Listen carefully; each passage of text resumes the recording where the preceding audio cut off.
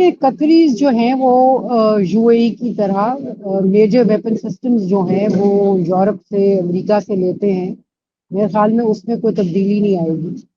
لیکن جیسے Pakistan ordnance factories ہے، ہیوی انڈسٹریز ٹیکسلا میں کچھ چیزیں بنتی ہیں، اس کا وہ ہوگا. ایک ایم او یو شاید ضرور سائن ہو جائے، لیکن اور کچھ سیل بھی بڑھ جائے. میں آپ کو یاد کراتی چلوں رضا کہ یہ مڈ 1990s میں ہم نے defence export promotion organisation depot بنائی تھی، اور بڑے بڑے دعوے تھے کہ جی یہ ایک بلین اگلے سال میں 1 بلین یا $6 بلین کی سیل ہوا کرے گی.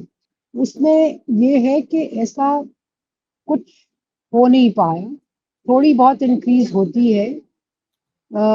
ہم ہمارا مسئلہ یہ ہے کہ ہم میجر ویپن سسٹم کے اوریجنل اکوپمنٹ مینوفیکچرر نہیں ہیں. ہم بہت سارا اسمبلی کا کام کرتے ہیں.